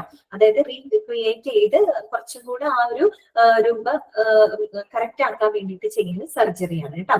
അത് മാത്രമല്ല അവിടെ നടക്കുന്നത്. ഇപ്പൊ ചില നമ്മുടെ ശരീരഭാഗങ്ങൾ വല്ല അറ്റുപോവുകയോ അങ്ങനെയൊക്കെ സംഭവിക്കാമല്ലോ. ഇപ്പൊ കയ്യോ കാലോ അല്ലെങ്കിൽ ഇപ്പൊ വിരലോ ചെവിയോ മൂക്കോ എന്ത് വേണമെങ്കിലും ആവാം അല്ലെ. അങ്ങനെ അറ്റുപോയ ഭാഗങ്ങളെയൊക്കെ തിരിച്ച് തുന്നിച്ചേർക്കുന്ന കാര്യങ്ങളും ഈ ഒരു ഡിപ്പാർട്ട്മെന്റിലാണ് കേട്ടോ ചെയ്യുന്നത്. അതെ മുറിച്ചുകൊണ്ട് ഓക്കെ അതൊക്കെ നമുക്ക് ഇങ്ങനെ ശരിയാക്കാൻ പറ്റും. കാര്യം ഇങ്ങനെ ഈ മുറിഞ്ഞു പോയ ഭാഗങ്ങളെയൊക്കെ തിരിച്ച് ശരീരത്തിലേക്ക് തുന്നിച്ചേർക്കാന്ന് വെച്ചാൽ ചുമ്മാ തുന്നിച്ചേർക്കൽ മാത്രമല്ല അവിടെ നടക്കുന്നത്. അതിനകത്തുള്ള രക്തക്കുഴലുകൾ, അതുപോലെ ഞരമ്പുകൾ, തൊലി, അങ്ങനെയുള്ള കാര്യങ്ങളൊക്കെ കറക്റ്റ് ആയിട്ട് പ്ലേസ് ചെയ്തിട്ട് വേണം അത് തുന്നിച്ചേർത്ത് പഴയ ഒരു പടിയാക്കാനായിട്ട്, പഴയ രൂപത്തിലേക്ക് ആക്കുകയാണ്, റീക്രിയേറ്റ് ചെയ്യാണ് കേട്ടോ, റീകൺസ്ട്രക്ട് ചെയ്യാണ്. അതുകൊണ്ടാണ് അതിന്റെ പേര് റീകൺസ്ട്രക്റ്റീവ് പ്ലാസ്റ്റിക് സർജറി എന്ന് പറയുന്നത്. That corrects the structural and functional defect കേട്ടോ, രൂപവൈകല്യങ്ങൾ അഥവാ പ്രവർത്തന വൈകല്യങ്ങളൊക്കെ കറക്റ്റ് ചെയ്യും. അടുത്തത് എന്താണ്? Cosmetic surgery. അതെല്ലാം നമുക്ക് ഫെമിലിയർ ആയിട്ടുള്ളതാണ് അല്ലെ. കോസ്മെറ്റിക് സർജറി എന്താ ചെയ്യുന്നത്? It enhances the appearance of body through medical and surgical procedures. ഈ പറയുന്ന മെഡിസിനിലൂടെയും സർജിക്കൽ പ്രൊസീജിയറിലൂടെയും എന്താണ് രൂപഭംഗി വീണ്ടെടുക്കുക അല്ലെ, രൂപഭംഗി കുറച്ചും കൂടെ ഭംഗിയുള്ള ഒരു രൂപം ഉണ്ടാക്കിയെടുക്കുക അല്ലെങ്കിൽ അഭംഗി കുറയ്ക്കുക, അങ്ങനെയുള്ള പ്രൊസീജിയേഴ്സ് ഒക്കെയാണ് ഇവിടെ നടക്കുന്നത് കോസ്മെറ്റിക് സർജറിക്കകത്ത് നടക്കുന്നത്. ഇന്ന് നമുക്ക് എല്ലാവർക്കും അറിയാം അല്ലെ, ഇപ്പൊ നമ്മുടെ ഈ ഫിലിം സ്റ്റാർസ് ഇവരെല്ലാവരും ഒരുവിധം പേരും എന്ത് ചെയ്യുന്നവരാണ്, കോസ്മെറ്റിക് സർജറി ചെയ്യുന്നവരാണ് അല്ലെ. അവരുടെ ആ ഒരു രൂപഭംഗി നിലനിർത്താനായിട്ട് ഫേസിന് മാത്രമല്ല അല്ലെ, ഹെഡ് ടു ഫുട്ട് വരെയുള്ള കോസ്മെറ്റിക് സർജറി ഉണ്ട് അല്ലെ. തല മുതൽ കാല് വരെയുള്ള ഭാഗങ്ങൾ മുഴുവൻ രൂപഭംഗി ഉണ്ടാക്കാൻ പറ്റിയ കോസ്മെറ്റിക് സർജറീസ് ഉണ്ട്. ഇപ്പൊ നമ്മുടെ മൂക്ക് അല്ലെ, ഇപ്പൊ മൂക്കിന്റെ ഷേപ്പ് മാറ്റം, ഇപ്പൊ നമ്മുടെ എന്താണ് പണ്ടത്തെ നടി ശ്രീദേവി ഒക്കെ ഉണ്ടായിരുന്നല്ലോ, അവർ മെച്ചോയില്ലേ, അവരുടെ പണ്ടത്തെ സിനിമയിലൊക്കെ നോക്കിക്കഴിഞ്ഞാല് അതെ എന്താണ് അവരുടെ മൂക്ക് കുരുണ്ടിരിക്കുന്ന മൂക്കായിരുന്നു അല്ലെ. പിന്നീട് അവര് പ്ലാസ്റ്റിക് സർജറിയിലൂടെ മൂക്കിനെ കുറെ കൂടെ നീളമൊക്കെ വെപ്പിച്ച് നല്ല ഭംഗിയായി, ആദ്യത്തെക്കാളും സുന്ദരിയായി അല്ലെ അവര്. അപ്പോ മോഡിഫൈ ചെയ്തെടുക്കാണ് അല്ലെ. അതെ കറക്റ്റ് ആണ്, മോഡിഫൈ ചെയ്യുന്നു. മിക്ക ഫിലിം സ്റ്റാർസും എന്ത് ചെയ്യുന്നുണ്ട്, കോസ്മെറ്റിക് സർജറി ചെയ്യുന്നുണ്ട്. അത് ഈ ഫേസിന് മാത്രമല്ല കേട്ടോ, അതിപ്പോ ഈ പറയുന്ന നമ്മുടെ ടെമി അല്ലെ, നമ്മുടെ വയറ് പടിവയറിലൊക്കെ ഉണ്ടാകുന്ന ഫാറ്റൊക്കെ അതൊക്കെ ഒരു ഭംഗിയാണ് അല്ലെ. അപ്പൊ അതൊക്കെ എടുത്ത് മാറ്റി കറക്റ്റ് കുറച്ചും കൂടെ ട്രിം ആക്കാനും, അതുപോലെ തന്നെ ബ്രസ്റ്റിൽ ചെയ്യുന്ന കോസ്മെറ്റിക് സർജറീസ് ഉണ്ട്. ശരിക്കും പറഞ്ഞ ഹെഡ് ടു ഫുട്ട് വരെ എന്തുണ്ട്, ഈ പറയുന്ന കോസ്മെറ്റിക് സർജറി കൊടുക്കുന്നുണ്ട് കേട്ടോ. അപ്പൊ അതൊക്കെ നിങ്ങൾക്കറിയാലോ. അപ്പൊ അത് രൂപഭംഗി വരുത്താനായിട്ടാണ് കേട്ടോ. അപ്പൊ 2 സർജറികളാണ് നമ്മൾ പ്ലാസ്റ്റിക് സർജറിക്കകത്ത് പരിചയപ്പെട്ടത്. ഒന്ന് reconstructive plastic surgery, 2 cosmetic surgery. 2 തമ്മിലുള്ള വ്യത്യാസം മനസ്സിലായല്ലോ. റീകൺസ്ട്രക്റ്റീവ് ആകുമ്പോൾ രൂപവൈകല്യങ്ങൾ, പ്രവർത്തന വൈകല്യങ്ങൾ സർജറിയിലൂടെ പുനർനിർമ്മിക്കുകയാണ് ചെയ്യുന്നത്. കോസ്മെറ്റിക് സർജറി എന്ന് പറയുമ്പോൾ നമ്മുടെ രൂപഭംഗി അല്ലെ, ഭംഗിയുള്ള ഒരു രൂപം ഉണ്ടാക്കിയെടുക്കുന്നതിന് വേണ്ടിയിട്ട് ചെയ്യുന്ന ഒരു സർജറിയാണ് കോസ്മെറ്റിക് സർജറി എന്ന് പറയുന്നത്. ക്ലിയർ ആണല്ലോ. അപ്പൊ ആ ഒരു ഡിപ്പാർട്ട്മെന്റ് നമ്മുടെ കഴിയാണ് കേട്ടോ. ഇനി അടുത്തത് എന്താണ്, അടുത്ത ഡിപ്പാർട്ട്മെന്റ് ആണ് യൂറോളജി ആൻഡ് ആൻഡ്രോളജി. ഇതാണ് 2 ഒരുമിച്ചാണ് കേട്ടോ അവര് പറയുന്നത്, 2 സെപ്പറേറ്റ് ആക്കി പറയുന്നില്ല. Urology and andrology. ആ പേര് കേട്ടാൽ തന്നെ നമുക്ക് കുറച്ച് നോക്കിക്കാൻ പറ്റുമല്ലോ. എന്തായിരിക്കും യൂറിനറി? അതെ പൂജ കറക്റ്റ് ആണ്, urinary problems and reproductive system problems. Very correct, ശരിയാണ് കേട്ടോ. അതായത് യൂറോളജി എന്ന് പറയുമ്പോൾ എന്താണ്, ഈ പറയുന്ന സ്ത്രീകളുടെയും പുരുഷന്മാരുടെയും യൂറിനറി ട്രാക്ട് സിസ്റ്റവുമായിട്ട് ബന്ധപ്പെട്ട പ്രശ്നങ്ങളും. പിന്നെ അപ്പൊ യൂറോളജി. ഇനി ആൻഡ്രോളജി എന്തായിരിക്കും? ആൻഡ്രോളജി ആരുമായിട്ട് ബന്ധപ്പെട്ടതാണ്? അതെ, മെയിൽ റീപ്രൊഡക്റ്റീവ് സിസ്റ്റമായിട്ട് ബന്ധപ്പെട്ടതാണ് അല്ലെ. പുരുഷ പ്രത്യുൽപാദന വ്യവസ്ഥയുമായിട്ട് ബന്ധപ്പെട്ടിട്ടുള്ള പ്രശ്നങ്ങളും കൈകാര്യം ചെയ്യുന്ന ഡിപ്പാർട്ട്മെന്റ് ആണ് യൂറോളജി ആൻഡ് ആൻഡ്രോളജി. ഒന്നാക്കിയിട്ടാണ് പറയുന്നത്. പിന്നെ നമ്മൾ മനസ്സിലാക്കേണ്ടത് ആൻഡ്രോളജി എന്ന് പറയുന്നത് it is A sub speciality of urology. കേട്ടല്ലോ, യൂറോളജിയുടെ തന്നെ ഒരു സബ് സ്പെഷ്യാലിറ്റിയാണ്, ഒരു ഉപവിഭാഗമാണ് ആൻഡ്രോളജി എന്ന് പറയുന്നത്. ഇപ്പൊ ഞാൻ ചോദിക്കട്ടെ, മെയിൽ റീപ്രൊഡക്റ്റീവ് സിസ്റ്റമായിട്ട് ബന്ധപ്പെട്ടത് ആൻഡ്രോളജി, അങ്ങനെയാണെങ്കിൽ ഫീമെയിൽ റീപ്രൊഡക്റ്റീവ് സിസ്റ്റമായിട്ട് ബന്ധപ്പെട്ടത് ഏതായിരുന്നു? അതേത് ഡിപ്പാർട്ട്മെന്റ് ആയിരുന്നു? വേഗം പറയൂ, ഏതായിരുന്നു? അത് തന്നെ ഗൈനക്കോളജി. ഫാത്തിമ, ഗൈനക്കോളജി കറക്റ്റ് അല്ലെ.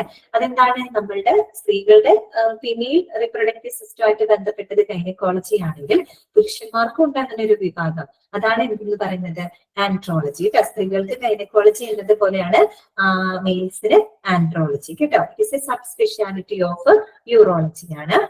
ഇനി അടുത്ത പോയിന്റ് എന്താ പറയുന്നത്, organs under the domain of urology includes. അടുത്ത പോയിന്റ് ആണ് കേട്ടോ. യൂറോളജി എന്ന് പറയുന്ന ആ ഒരു ഡൊമൈനിൽ, ഇനി ആ ഒരു ഡിവിഷന്റെ എന്തെല്ലാം ഓർഗൻസ് ആണ്, എന്തെല്ലാം അവയവങ്ങളാണ് ഉൾപ്പെടുന്നത്, അതാണ് ഇനി അടുത്ത പോയിന്റ് ആയിട്ട് പറയുന്നത്. ഇതൊക്കെയാണ് കിഡ്നീസ് അല്ലെ, വൃക്കകളുണ്ട്. പിന്നെന്താണ്, അഡ്രീനൽ ഗ്ലാൻഡ്സ് ഉണ്ട്. അഡ്രീനൽ ഗ്ലാൻഡ്സ് നമ്മൾ നേരത്തെ പറഞ്ഞിരുന്നു കേട്ടോ. എവിടെയാണെന്ന് അറിയാമോ? എൻഡോക്രൈൻ സിസ്റ്റം പറഞ്ഞപ്പോ നമ്മൾ പറഞ്ഞിരുന്നു. എന്തായിരുന്നു അതൊരു എന്താണ്, ട്രയാങ്കിൾ ഷേപ്ഡ് ഗ്ലാൻഡ്സ് ആണ് അല്ലെ. That is located on the top of the both kidneys. 2 കിഡ്നിയുടെ മുകൾ ഭാഗത്ത് കാണപ്പെടുന്ന ഒരു ത്രികോണാകൃതിയിലുള്ള ഒരു ഗ്ലാൻഡ് ആണ് അഡ്രീനൽ ഗ്ലാൻഡ് എന്ന് പറയുന്നത്. നമ്മൾ എൻഡോക്രൈൻ പറഞ്ഞപ്പോ അവിടെ സൂചിപ്പിച്ചിരുന്നു കേട്ടോ. അത് വന്നിട്ട് നമ്മളുടെ ശരീരത്തിലെ ജലത്തിന്റെയും ലവണത്തിന്റെയും ഒക്കെ സന്തുലനാവസ്ഥ നിലനിർത്തുന്നതിന് പങ്കുവഹിക്കുന്ന ഒരു ഗ്ലാൻഡ് ആണ്. അതുകൊണ്ടാണ് അത് യൂറോളജിയിൽ വന്നത് കേട്ടോ. അപ്പൊ അഡ്രീനൽ ഗ്ലാൻഡ്, പിന്നെന്താണ് യൂറിറ്റേഴ്സ്. യൂറിറ്റേഴ്സ് എന്ന് വെച്ചാൽ എന്താണ്, മൂത്രനാളിയാണ് കേട്ടോ. പിന്നെ യൂറിനറി ഗ്ലാൻഡ് അറിയാലോ, മൂത്രസഞ്ചി. പിന്നെ യൂറിത്ര എന്ന് പറയുന്നത് യൂറിറ്റേഴ്സ് എന്ന് പറഞ്ഞാലും ഒന്ന് തന്നെയാണ് കേട്ടോ, മൂത്രനാളിയാണ് ഉദ്ദേശിക്കുന്നത്. അപ്പൊ അത്രയും ഭാഗങ്ങൾ യൂറോളജിയുടെ ഭാഗമായിട്ട് വരുന്നു. And the mail reproductive organs അല്ലെ. ഏതൊക്കെയാണ് മെയിൽ റീപ്രൊഡക്റ്റീവ് ഓർഗൻസ് എന്ന് പറഞ്ഞാൽ പഠിച്ചിട്ടുണ്ട്, ടെസ്റ്റിസ് പഠിച്ചില്ലേ. പ്രശ്നങ്ങളുണ്ട്, പെനിസ് ഉണ്ട്, പിന്നെ സ്ക്രോട്ടം, അതൊക്കെ എന്താണ്, മെയിൽ റീപ്രൊഡക്റ്റീവ് ഓർഗൻസ് ആണ്. അപ്പൊ ഈ പറയുന്ന അവയവങ്ങളൊക്കെയാണ് ഏത് ഡിപ്പാർട്ട്മെന്റിന്റെ അണ്ടറിൽ വരുന്നത്, യൂറോളജി ഡിപ്പാർട്ട്മെന്റിന്റെ അണ്ടറിൽ വരുന്നത്. പഠിച്ചു വെക്കണം കേട്ടോ. ഏതൊക്കെയായിരുന്നു? കിഡ്നി ഉണ്ട്, അഡ്രിനൽ ഗ്ലാൻഡ്സ് ഉണ്ട്, യൂറിറ്റേഴ്സ് ഉണ്ട്, യൂറിനറി ബ്ലാഡർ ഉണ്ട്, പ്ലസ് നമ്മൾ ആൻഡ്രോളജി കൂടിയിട്ടാണ് പറയുന്നത് മെയിൽ റീപ്രൊഡക്റ്റീവ് സിസ്റ്റംസും ഉണ്ട്. ക്ലിയർ ആണല്ലോ? ഇനി അടുത്ത പോയിന്റ് എന്താണ് പറയുന്നത്? Urology companies the management of medical conditions such as urinary tract infections and with the management of surgical conditions such as bladder or prostate cancer, kidney stones, congenital abnormalities, traumatic injury. അതായത് urology എന്ന് പറയുന്ന department എന്താണ്? രണ്ട് മേഖലകൾ അല്ലെങ്കിൽ രണ്ട് മാനേജ്മെന്റുകളെ സംയോജിപ്പിച്ചുകൊണ്ടാണ് urology department പ്രവർത്തിക്കുന്നത്. ഏതൊക്കെയാണ് രണ്ട് മാനേജ്മെന്റ്സ് അവർ പറയുന്നത്? ഒന്ന് management of medical conditions like urinary tract infection, അല്ലെ? യൂറിനറി ട്രാക്ട് ഇൻഫെക്ഷൻ പോലെയുള്ള മെഡിക്കൽ അവസ്ഥകളുടെ മാനേജ്മെന്റും അതാണ് ഒരു മാനേജ്മെന്റ്. പ്ലസ് അതിന്റെ കൂടെ എന്തുകൂടെ ഉണ്ട്? Management of the surgical conditions, അതായത് ശസ്ത്രക്രിയ അവസ്ഥകൾ വരുന്ന അതിന്റെ മാനേജ്മെന്റ്. എന്തൊക്കെയാണ് എക്സാമ്പിൾ ആയിട്ട് പറയുന്നത്? സർജിക്കൽ കണ്ടീഷൻസിന് എക്സാമ്പിൾ ഏതൊക്കെയാണ്? Like bladder or prostate cancer, അല്ലെ? ബ്ലാഡറിന്റെ മൂത്രസഞ്ചിയുടെയോ പ്രോസ്ട്രേറ്റ് ക്യാൻസർ. പ്രോസ്ട്രേറ്റ് എന്ന് പറഞ്ഞു കഴിഞ്ഞാൽ ഈ പറയുന്ന ബ്ലാഡറിന്റെ താഴെയായിട്ട് കാണപ്പെടുന്ന ഒരു അവയവമാണ് കേട്ടോ പ്രോസ്ട്രേറ്റ് എന്ന് പറയുന്നത്. അതിനുണ്ടാകുന്ന ക്യാൻസർ. പിന്നെ കിഡ്നി സ്റ്റോൺസ്, അല്ലെ? അതായത് വൃക്കയിലെ കല്ലുകള്. പിന്നെന്താണ്? Congenital abnormalities. കൺജെനിറ്റൽ എന്ന് പറഞ്ഞാൽ എന്താണ്? ജന്മനായുള്ളത്, അല്ലെ? ബൈ ബർത്തിലൂടെ ഉണ്ടാകുന്ന അബ്നോർമാലിറ്റീസ്, അപാകതകള്. പിന്നെന്താണ്? Traumatic injury. ട്രോമാറ്റിക് ഇഞ്ചുറി എന്ന് പറഞ്ഞാൽ എന്താണ്? ശരിക്കും പറഞ്ഞാൽ വളരെ സിവിയർ ആയിട്ടുള്ള പരിക്ക്, അല്ലെ? അത് ആഘാതകരമായിട്ടുള്ള പരിക്കുകൾ. അപ്പൊ അത്തരത്തിലുള്ള സർജിക്കൽ കണ്ടീഷൻസിന്റെ മാനേജ്മെന്റും അതോടൊപ്പം തന്നെ യൂറിനറി ട്രാക്ട് ഇൻഫെക്ഷൻ പോലെയുള്ള മെഡിക്കൽ കണ്ടീഷന്റെ മാനേജ്മെന്റും അത് രണ്ടും കൂടെ സംയോജിപ്പിച്ചുകൊണ്ടാണ് ഏത് ഡിപ്പാർട്ട്മെന്റ് പ്രവർത്തിക്കുന്നത്? യൂറോളജി ഡിപ്പാർട്ട്മെന്റ് പ്രവർത്തിക്കുന്നത്. ക്ലിയർ ആയോ പറഞ്ഞത്? അപ്പൊ അത്രയേ ഉള്ളൂ urology and andrology. Urology andrology നമ്മൾ ഒരുമിച്ചാണ് പറഞ്ഞത്. Urology that deals with the urinary tract systems, അല്ലെ? ആരുടെ? ബോത്ത് മെൻ ആൻഡ് ഫീമെയിൽ കേട്ടോ. അതായത് സ്ത്രീകളുടെയും പുരുഷന്മാരുടെയും യൂറിനറി ട്രാക്ട് സിസ്റ്റവുമായിട്ട് ബന്ധപ്പെട്ട പ്രശ്നങ്ങൾ കൈകാര്യം ചെയ്യുന്ന urology.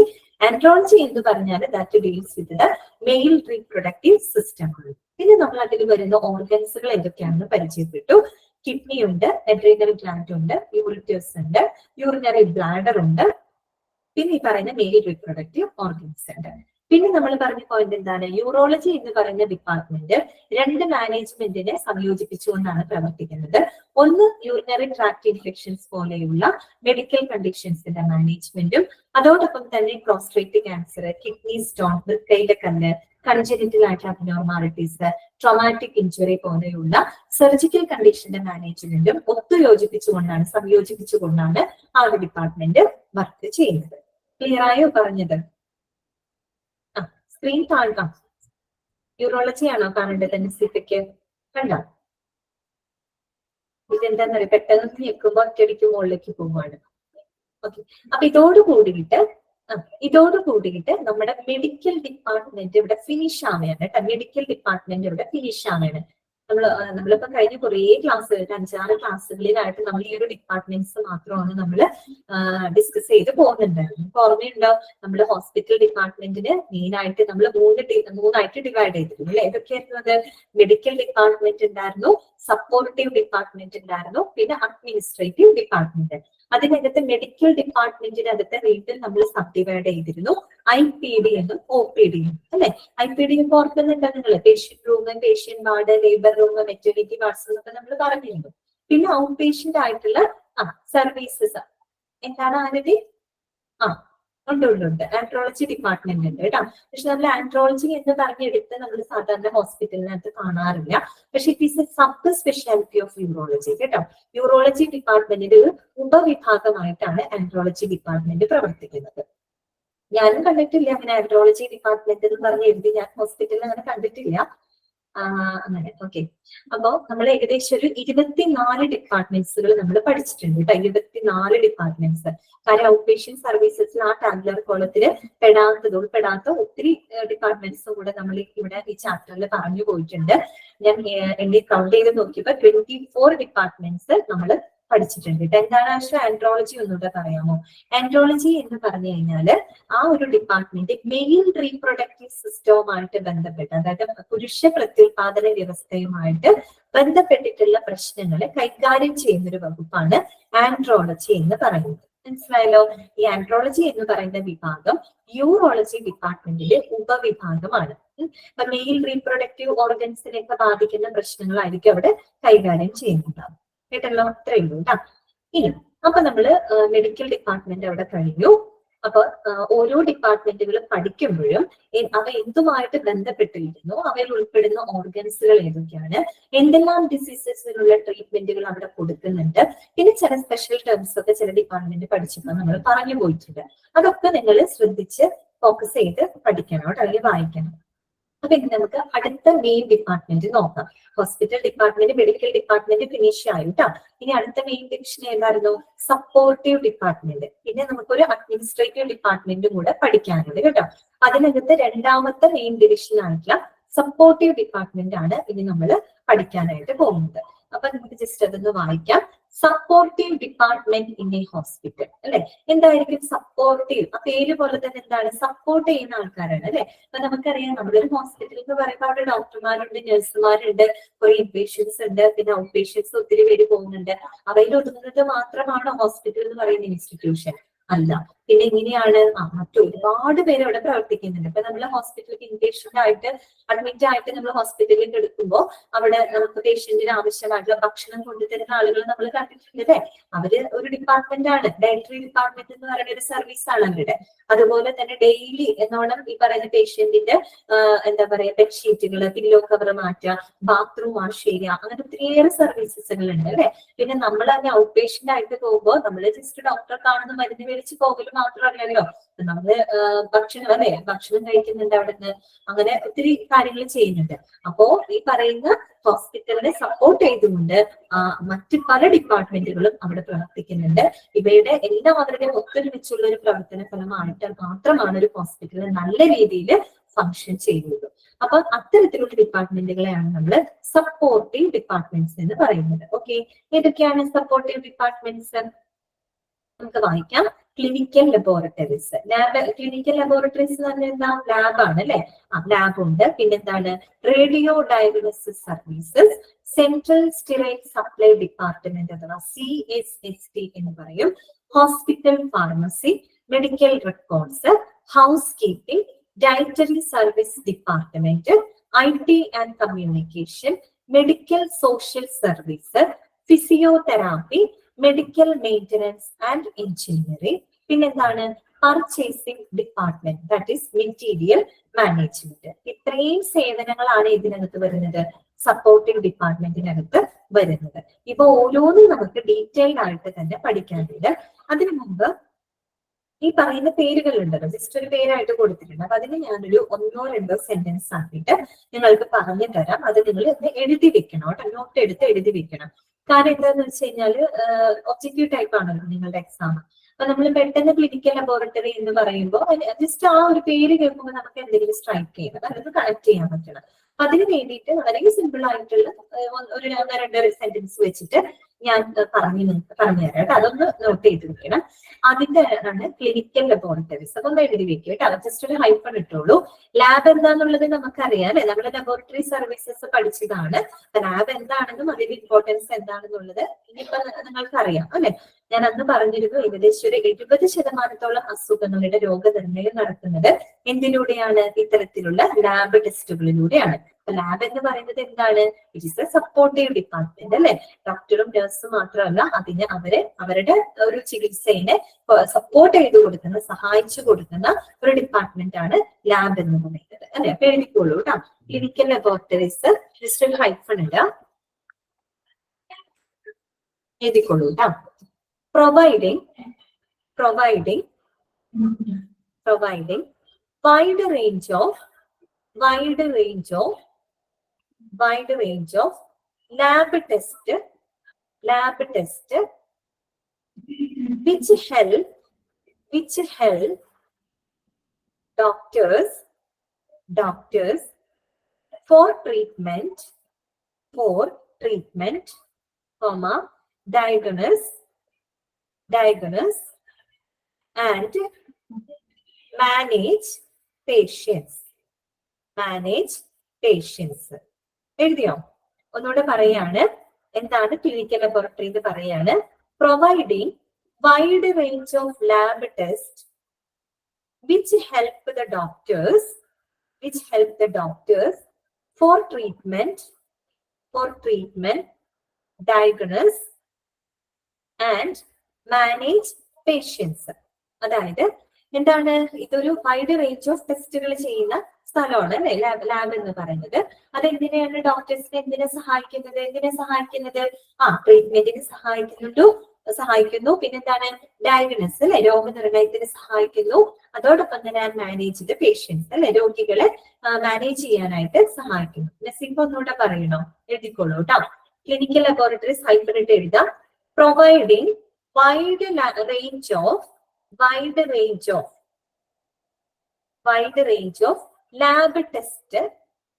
test which help doctors for treatment.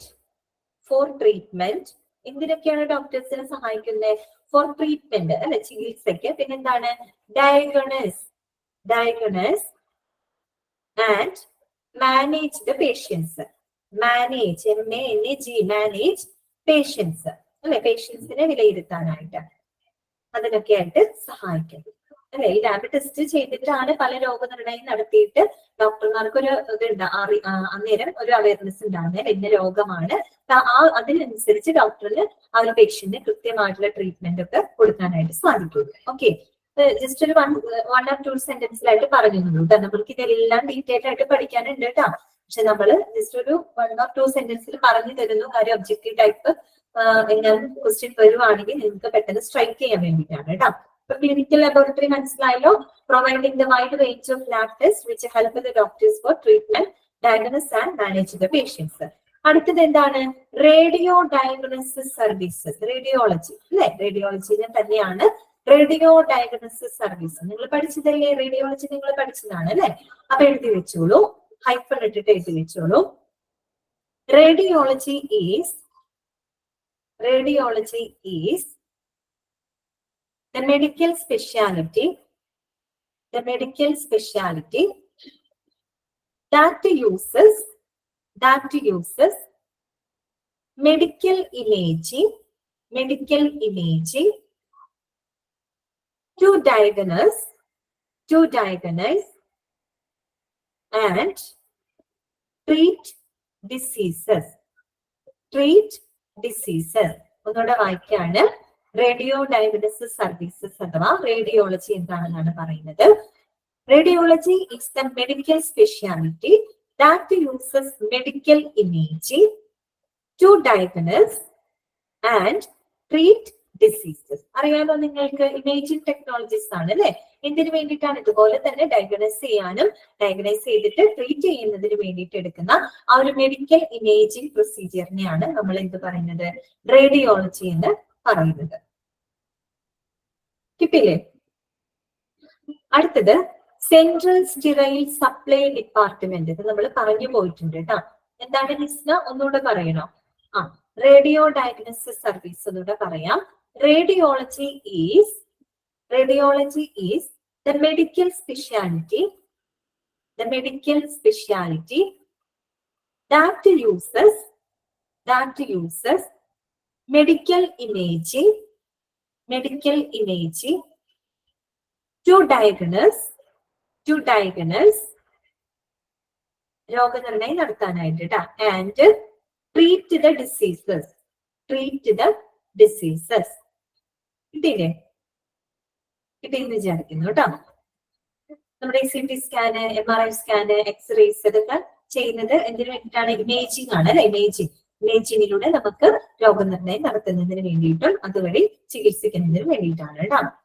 അടുത്തൊരു ഡിപ്പാർട്ട്മെന്റ് ആണ് നമ്മളിപ്പോ പറയുന്നത് സപ്പോർട്ടീവ് ഡിപ്പാർട്ട്മെന്റ്സ് ആണ് കേട്ടോ. അപ്പൊ നമ്മൾ പറഞ്ഞു ലാബ് പറഞ്ഞു, റേഡിയോളജി പറഞ്ഞു.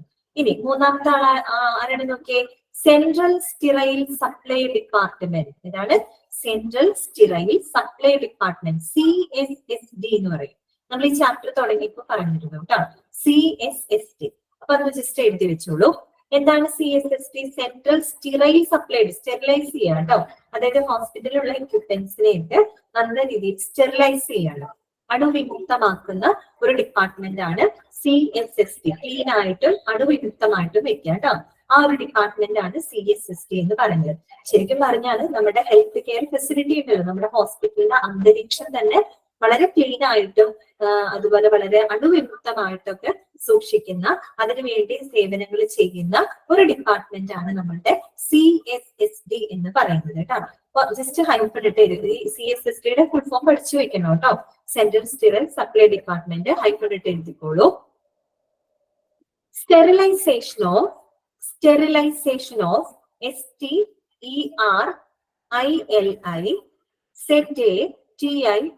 കേട്ടോ. Sterilization of equipments of hospital departments. Sterilization of equipments of hospital departments.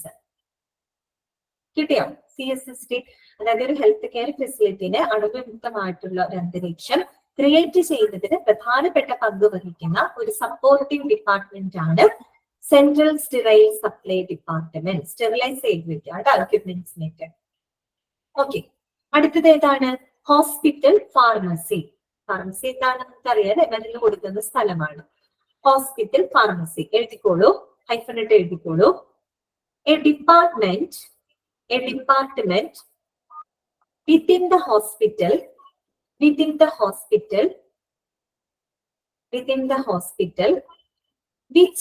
dispense DISPENSE dispense ചെയ്യാന്ന് വെച്ചിട്ടാണ് വിതരണം ചെയ്യുക കേട്ടോ. വിതരണം ചെയ്യുക. വിച്ച് ഡിസ്പെൻസ് മെഡിക്കേഷൻസ് എന്ന് പറയാട്ടോ, അല്ലെങ്കിൽ മെഡിസിൻസ് എന്ന് പറഞ്ഞാലും മതി. മെഡിക്കേഷൻസ് മരുന്നുകൾ കേട്ടോ. മരുന്നുകള് വിതരണം ചെയ്യുന്ന ഹോസ്പിറ്റലില് ഒരു സപ്പോർട്ടീവ് ഡിപ്പാർട്ട്മെന്റ് ആണ് എന്തെന്ന് പറയുന്നത്? Pharmacy. Okay, A department within the hospital which dispense medications. കിട്ടിയോ? കിട്ടിയില്ലേ?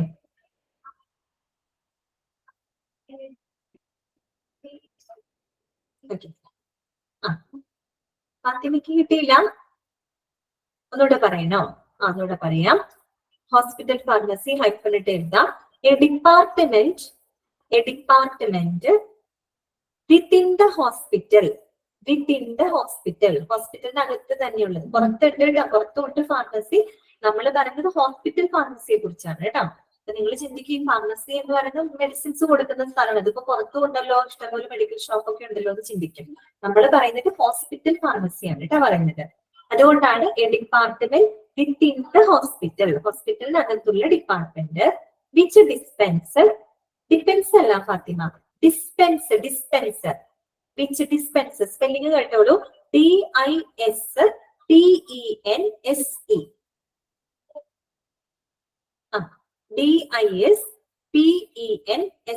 ഡിസ്പെൻസ്. ഡിസ്പെൻസ് എന്ന് വെച്ചാൽ വിതരണം ചെയ്യുക കേട്ടോ. വിതരണം ചെയ്യുക എന്നുള്ള അർത്ഥം. ഡിസ്പെൻസ് അതല്ല, അത് ആശ്രയിക്കുക എന്നുള്ള അർത്ഥമാണ്. ഇത് ഡിസ്പെൻസ് ചെയ്യാം. DISPENSE. സോറി, സി അല്ലാണ്ടോ, SE. ഡിസ്പെൻസ്. മെഡിക്കേഷൻസ്. ME. അതെ, ജസ്മിയ കറക്റ്റ് ആണ് കേട്ടോ. ഡിസ്പെൻസ് കറക്റ്റ് ആണ് സ്പെല്ലിംഗ്. മെഡിക്കേഷൻസ്.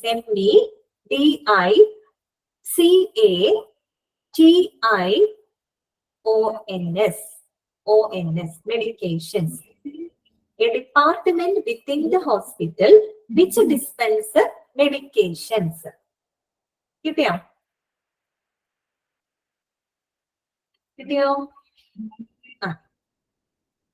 ഓക്കെ. അപ്പോ നമുക്ക് ഇന്നത്തെ ക്ലാസ് ഞാൻ ഇത്രയും പറയുന്നുള്ളൂ ഇന്നത്തെ ക്ലാസ്സിൽ. അപ്പൊ ഒന്നുകൂടെ കൺക്ലൂഡ് ചെയ്തിട്ട് നമുക്ക് വൈൻഡ് അപ്പ് ചെയ്യാം കേട്ടോ. അടുത്ത ക്ലാസ്സിൽ നമുക്ക് കണ്ടിന്യൂ ചെയ്യാം. അപ്പോ നമ്മൾ ഇന്ന് പറഞ്ഞ കാര്യങ്ങള് കൺക്ലൂഡ് ചെയ്യാണ്. ലേറ്റ് ആയിട്ട് കയറിയവരൊക്കെ ഒന്ന് ശ്രദ്ധിക്കാം കേട്ടോ. നമ്മൾ ഇന്ന് തുടങ്ങിയ ഡിപ്പാർട്ട്മെന്റ് സൈക്യാട്രി ആയിരുന്നു. മെഡിസേഷൻ അല്ല സൗമ്യ, മെഡിക്കേഷൻ, MEDICATION. മെഡിക്കേഷൻ എന്ന് വെച്ചാൽ മെഡിസിൻസ് തന്നെയാണ് കേട്ടോ, മരുന്നുകളെ തന്നെയാണ് നമ്മൾ മെഡിക്കേഷൻ എന്ന് പറയുന്നത്. മെഡിറ്റേഷൻ അല്ലാട്ടോ അധ്യക്ഷന, മെഡിറ്റേഷൻ വേറെയാണ്. മെഡിറ്റേഷൻ എന്ന് വെച്ചാൽ നമ്മള് എന്താ പറയുക, മെഡിറ്റേഷൻ എന്ന് വെച്ചാൽ ധ്യാനം, അങ്ങനെ ധ്യാനം ചെയ്യുന്നതിനാണ് മെഡിറ്റേഷൻ എന്ന് പറയുന്നത്. മെഡിക്കേഷൻ MEDICATI അമൃതകൃഷ്ണ സ്പെൽ ചെയ്തിട്ടുണ്ട്. ഓക്കെ, മെഡിക്കേഷൻ ട്ടോ, മെഡിറ്റേഷൻ അല്ല. മെഡിറ്റേഷൻ മറ്റേ ധ്യാനം അതല്ല കേട്ടോ. ഇത് നമ്മൾ ഹോസ്പിറ്റലാണ് പറയുന്നത്. നിങ്ങളിപ്പോ മെഡിറ്റേഷൻ മൂഡിലായിരിക്കും അല്ലെ? മെഡിറ്റേഷൻ മൂഡിലാണോ നിങ്ങള്? ക്ലാസ് ഒക്കെ കഴിയാനായിട്ടോ? ഓക്കെ, കുഴപ്പമില്ല, ചുമ്മാ പറഞ്ഞാണ്. അത് സൈക്യാട്രി ട്ടാ. സൈക്യാട്രി എന്താണ് സൗമ്യ? സ്പെല്ലിംഗ് കൂടെ ഒന്ന് പറയാമോ? സ്പെല്ലിംഗ് ഞാൻ പറഞ്ഞല്ലോ മോളെ. Dispenser. Okay, a department within the hospital which dispenses DISPENSE dispenser medication MEDICATIONS medications. കിട്ടിയില്ലേ? അപ്പോ നമ്മൾ ഇന്ന് പറഞ്ഞ ഡിപ്പാർട്ട്മെന്റ്സ് ഏതൊക്കെയായിരുന്നു? സൈക്യാട്രി എന്ന് പറയുന്ന ഡിപ്പാർട്ട്മെന്റ് നമ്മൾ പറഞ്ഞു. മാനസിക തകരാറുകളുള്ള അല്ലെങ്കിൽ മാനസിക വെല്ലുവിളികൾ നേരിടുന്ന ആൾക്കാരുടെ ട്രീറ്റ്മെന്റ്, ഡയഗ്നോസിസ്, പ്രിവെൻഷൻ ഇതെല്ലാം ചെയ്യുന്ന ഡിപ്പാർട്ട്മെന്റ് ആണ് സൈക്യാട്രി എന്ന് പറയുന്നത്. പിന്നെ നമ്മൾ സൈക്യാട്രി വിഭാഗം തരുന്ന സേവനങ്ങൾ എന്തൊക്കെയാണെന്ന് നമ്മൾ പഠിച്ചിരുന്നു. ഏതൊക്കെയാണ് സേവനങ്ങൾ പഠിക്കുന്നു കേട്ടോ. Providing the psychosocial counselling, investigating, diagnosing and treating psychiatric illness, conducting IQ test and de-addiction services. പിന്നെ നമ്മൾ പറഞ്ഞ ഡിപ്പാർട്ട്മെന്റ് ആയിരുന്നു പൾമണോളജി. ശ്വാസകോശ സംബന്ധമായിട്ടുള്ള ഇഷ്യൂസിനെയൊക്കെ കൈകാര്യം ചെയ്യുന്ന വകുപ്പാണ് പൾമണോളജി എന്ന് പറയുന്നത്. പൾമണോളജി എന്ന് പറയുന്ന മറ്റു പേരുകൾ നമ്മൾ പറഞ്ഞു. റെസ്പിറോളജി, respiratory medicine or chest medicine. ഇനി എന്തെല്ലാം അസുഖങ്ങൾക്കുള്ള ട്രീറ്റ്മെന്റ് ആണ് ആ ഒരു ഡിപ്പാർട്ട്മെന്റിൽ കൊടുക്കുന്നത്? നമ്മൾ പറഞ്ഞു ആസ്മയുണ്ട്, pneumonia, bronchitis, lung cancer, allergy എന്നിങ്ങനെയുള്ള വിവിധ തരത്തിലുള്ള അസുഖങ്ങൾക്ക് ട്രീറ്റ്മെന്റ് ഈ ഒരു ഡിപ്പാർട്ട്മെന്റ് കൊടുക്കുന്നുണ്ട്. പിന്നെ ആരാണ് പൾമണോളജിസ്റ്റ് എന്നുള്ള കാര്യം നമ്മൾ അതിനകത്ത് പറഞ്ഞു കേട്ടോ. പിന്നെ പ്ലാസ്റ്റിക് സർജറി നമ്മൾ എന്താണെന്ന് മനസ്സിലാക്കി. അതിനകത്ത് 2 ടൈപ്പ് ഉണ്ട് കേട്ടോ. ഒന്ന് റീകൺസ്ട്രക്റ്റീവ് പ്ലാസ്റ്റിക് സർജറി, മറ്റൊന്ന് കോസ്മെറ്റിക് സർജറിയാണ്. പിന്നെ ഏതായിരുന്നു? Urology and andrology. യൂറോളജി എന്ന് പറഞ്ഞു കഴിഞ്ഞാൽ യൂറിനറി ട്രാക്ട് സിസ്റ്റത്തിനെ ബാധിക്കുന്ന പ്രശ്നങ്ങളെ കൈകാര്യം ചെയ്യുന്നു. മെയിൽ റീപ്രൊഡക്റ്റീവ് സിസ്റ്റത്തിനെ കെയർ ഫോക്കസ് ചെയ്യുന്ന ഡിപ്പാർട്ട്മെന്റ് ആണ് ആൻഡ്രോളജി എന്ന് പറയുന്നത്. പിന്നെ ഈ ഒരു യൂറോളജി ഡിപ്പാർട്ട്മെന്റിൽ വരുന്ന ഓർഗൻസുകൾ ഏതൊക്കെയാണ് നമ്മൾ പരിചയപ്പെട്ടിരുന്നു അല്ലെ? ഏതൊക്കെയായിരുന്നു? കിഡ്നി ഉണ്ട്, അതുപോലെ അഡ്രീനൽ ഗ്ലാൻഡ് ഉണ്ട്, യൂറിറ്റേഴ്സ് ഉണ്ട്, യൂറിനറി ബ്ലാഡർ ഉണ്ട്, പിന്നെ ആൻഡ്രോളജിയുടെ ഭാഗമായിട്ടുള്ള മെയിൽ റീപ്രൊഡക്റ്റീവ് ഓർഗൻസ് ഉണ്ട്. പിന്നെ അവിടെ പറഞ്ഞ പോയിന്റ് എന്തായിരുന്നു? യൂറോളജി എന്ന് പറയുന്ന ഡിപ്പാർട്ട്മെന്റ് 2 മാനേജ്മെന്റുകളെ സംയോജിപ്പിച്ചുകൊണ്ട് പ്രവർത്തിക്കുകയാണ്. ഒന്ന് യൂറിനറി ട്രാക്ട് ഇൻഫെക്ഷൻ പോലുള്ള മെഡിക്കൽ കണ്ടീഷന്റെ മാനേജ്മെന്റും, അതുപോലെ തന്നെ ഈ പറയുന്ന prostate cancer, kidney stone, traumatic injury പോലുള്ള സർജിക്കൽ കണ്ടീഷൻസിന്റെ മാനേജ്മെന്റിനെയും ഒരുമിപ്പിച്ചുകൊണ്ടാണ് എന്ത് പ്രവർത്തിക്കുന്നത്? യൂറോളജി ഡിപ്പാർട്ട്മെന്റ് പ്രവർത്തിക്കുന്നത്. അതോടുകൂടി നമ്മുടെ മെഡിക്കൽ ഡിപ്പാർട്ട്മെന്റ്സ് അവിടെ അവസാനിച്ചു. നമ്മൾ സപ്പോർട്ടീവ് ഡിപ്പാർട്ട്മെന്റ്സ് തുടങ്ങി വെച്ചു. അതിനകത്ത് 4 എണ്ണമാണ് നമ്മൾ പറഞ്ഞത്. Clinical laboratories, radio diagnosis services, central sterile supply department അഥവാ CSSD, പിന്നെ ഹോസ്പിറ്റൽ ഫാർമസി. ഇതെല്ലാം തന്നെ വളരെ ഡീറ്റെയിൽഡ് ആയിട്ട് നമ്മൾ പഠിക്കുന്നുണ്ട്. അത് തുടർന്ന് നമ്മൾ ക്ലാസ്സിൽ വരും. അപ്പൊ ഞാൻ ജസ്റ്റ് ഒന്ന് അൺമ്യൂട്ട് ചെയ്യാണ്. ഇന്നത്തെ ക്ലാസ്സിൽ എന്തെങ്കിലും ഡൗട്ട്സ് ഉണ്ടെങ്കിൽ ചോദിച്ചോളൂ കേട്ടോ. എന്തെങ്കിലും ഡൗട്ട്സ് ഉണ്ടെങ്കിൽ ചോദിച്ചോളൂ. അൺമ്യൂട്ട് ചെയ്തിട്ടുണ്ട്. ക്ലിയർ ആണോ? ഇതാണ് അതില് തേർഡ് സപ്പോർട്ടീവ് ഡിപ്പാർട്ട്മെന്റിൽ 3rd വൺ ആണോ ഉദ്ദേശിക്കുന്നത്? CSSD, central sterile supply department കേട്ടോ. അതെന്ന് പറഞ്ഞാല് sterilisation of equipments of hospital departments. Sterilisation of equipments of hospital department. അതായത് ഹോസ്പിറ്റലുകളിലെ വിവിധ ഡിപ്പാർട്ട്മെന്റുകളിലുള്ള എക്യുപ്മെന്റ്സ് ഉണ്ടല്ലോ, അതിനൊക്കെ സ്റ്റെറിലൈസ് ചെയ്യാം, കറക്റ്റ് ആയിട്ട് അണുവിമുക്തമാക്കുന്ന ഒരു ഡിപ്പാർട്ട്മെന്റ് ആണ് CSSD എന്ന് പറയുന്നത്. കിട്ടിയല്ലോ? നമുക്ക് എന്നാ എക്സാം? എന്താണ് എക്സാം എന്നാ? എക്സാം നിങ്ങൾക്ക് അത് വരൂ കേട്ടോ, ഇന്റിമേഷൻ വരൂ കേട്ടോ. എക്സാമിന്റെ ടൈം ആയിട്ടില്ല, അറിയിക്കും കേട്ടോ. ഓക്കെ, പിന്നത്തെ ക്ലാസ് ക്ലിയർ ആണെന്ന് വിചാരിക്കുന്നു കേട്ടോ. യൂറിത്ര എന്ന് Okay, വെച്ചാല് clear ആണ്. മൂത്രനാളി കേട്ടാ. സൗമ്യ, യൂറിത്ര എന്ന് പറഞ്ഞാല് മൂത്രനാളിയാണ് കേട്ടാ. ഓക്കെ അല്ലേ? ശരി, അപ്പൊ നമുക്ക് നെക്സ്റ്റ് ക്ലാസ്സിൽ കാണാം. Okay, thank you. Thank you, miss. Thank you, miss. Thank you.